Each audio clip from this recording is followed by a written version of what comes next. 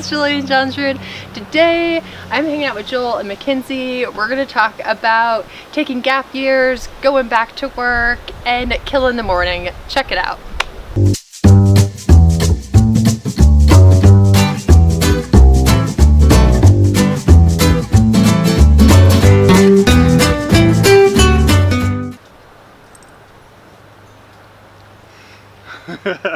I'm protecting myself. I should have wore a hat, actually. It'll help. We're sitting under the death tree. Apples can fall at any time. These aren't the good kind of apples that you can eat. These are the hard little rocks that are ready to like...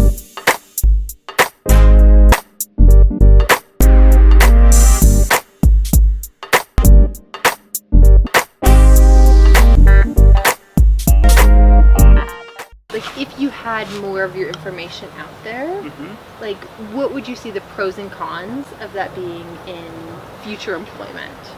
Because this is like an interesting thing for a lot of people who step away from their job that they kind of figure out as they go or try to navigate.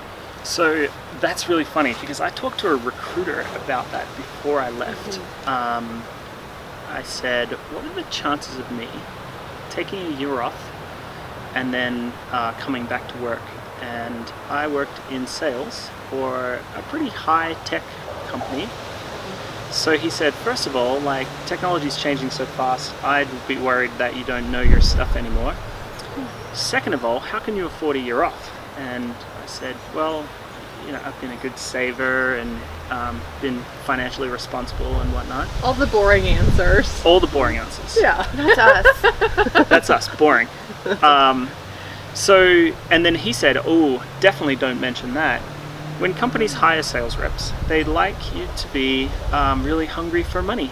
They like you to be needing the paycheck. They like you to do whatever it takes to get sales and get paid and put food on the table.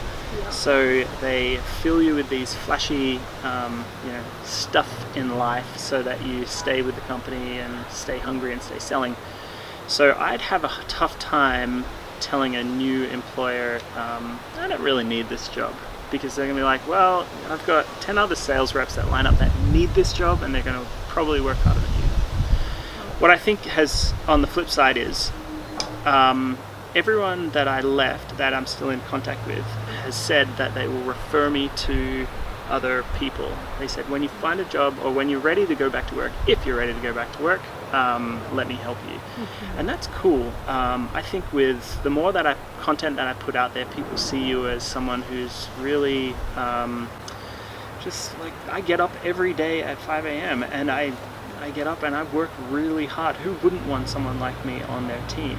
So if I can demonstrate through my writing that I can accomplish things with or without employees, they'll hire me for the profile, not necessarily for just this past year off or 2 years or however long I'm taking. So do you think, Makes sense. do you think that not needing the money, you would either perform better, perform the same, or perform worse? Because some employers would be scared that without that drive, you're going to perform worse. But you personally, what do you think that you would bring to the table? If you're willingly going, instead of like being forced to by bills. Yeah. So for me, I would say it doesn't make a difference. I don't think I would perform better or worse. Never really been motivated by money. You have to tell people you are sometimes because you got to tell them what they want to hear. It's sad, and I somewhat am. You know, you're excited about a big paycheck coming in sales. But no, I would say that my performance would be exactly the same. Yeah, and if I had the opportunity to explain that, great. I think I'd be hired. I see him on a day-to-day, whatever, when he comes home from work. And I think that's not true. Okay. I think that you'd actually perform a lot better because you get stressed about giving presentations on something that you're trying to get these people to buy. And you're like, they need this. How can I explain this to them? If they don't buy it, they're going to go somewhere else. It's not going to be as good. It's going to be more expensive, right? How can I get that across?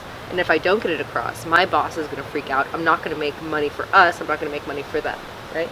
If you could take out any of that equation and have that less stress, I think that you'd actually perform better and not be stressed out as much. Because you'd get home freaking out about... So you think I would perform better if I don't have to worry, if we're already financially independent? Then you're just doing it to enjoy that sale because you do like it. I think selling is fun for you because you like getting in front of people and talking, and especially when you know whatever product it is. I'm getting into the ins and outs of IT and I don't understand it. So I think when you've made the decision to leave your job, and whether it be for another job or whether it be because you've achieved financial independence, when you've made the decision to leave, you start to act differently at work because you've got a choice every day. You've got a secret that others don't know, and that is you choose to be there that day. And because you choose to be there, you're automatically happier. It's better with your interactions with your coworkers. You don't take everything as serious because you don't need to do it if you don't want to. I got a lot of anxiety just before I left because I started to really enjoy what I was doing, and then you start to question whether you're making the right decision or not. And a lot of people do that. They say, I was going to quit my job, or I handed my 2 weeks notice, but then the last 2 weeks were the best. What do I do now? So yeah, maybe you're right. Maybe I'd perform better. We don't. I guess, do you want to stick around to find out once you've hit your FI number? Probably not, right? But I guess that's where you find your passions and your side hustles, and you slowly get that to be your life's work instead. Some employers are betting on the fact that you have to have this job to pay your bills. Like, if you don't perform well, you will be homeless. And like, they appreciate that power dynamic and that kind of relationship. Right. And they won't want to hire you, which I say thank you, because I don't want to work there. But there are other employers that, like, once they know that you don't have to be here, but that you want to be here, because you actually do love it. Like, you're not just saying that in an interview because you have a mortgage to pay. Like, you genuinely do love it. It really shifts that power dynamic. You're two people who are, like, choosing to work together because you think you can make something better together than you could apart. Right. And it's not like they're way up here and you're way down there.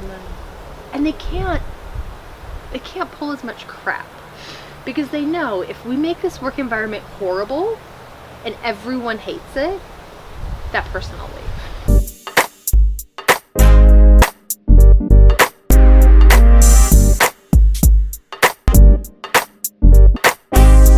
Okay, so let's talk about 5 a.m.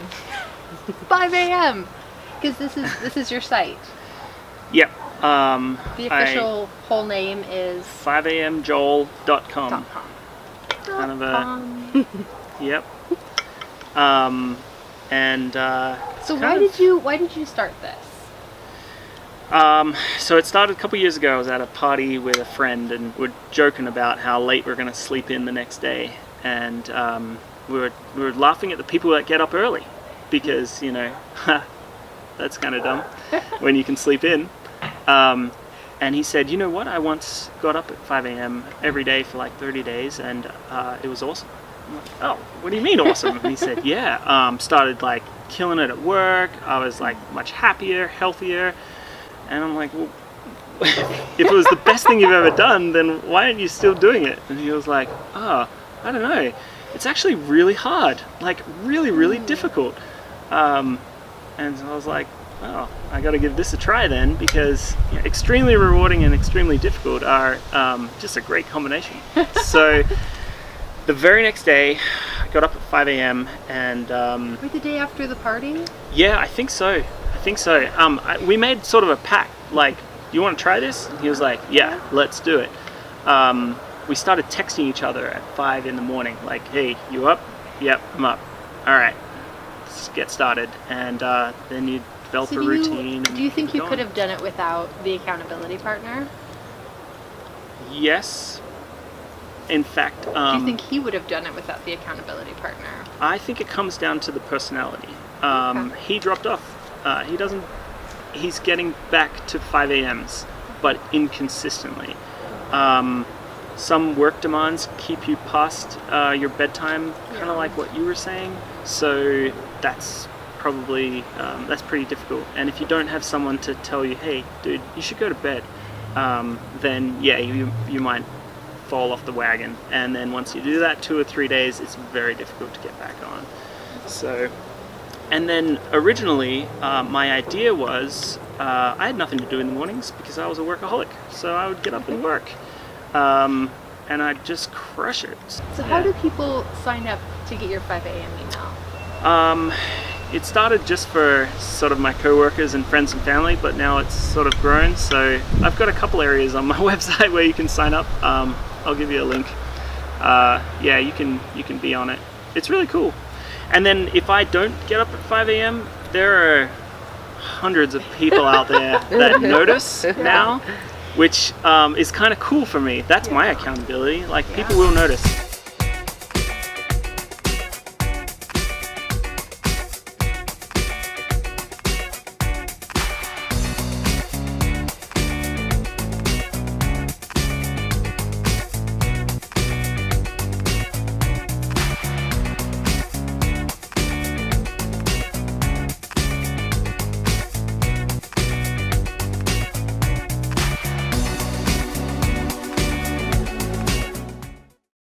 Just smile.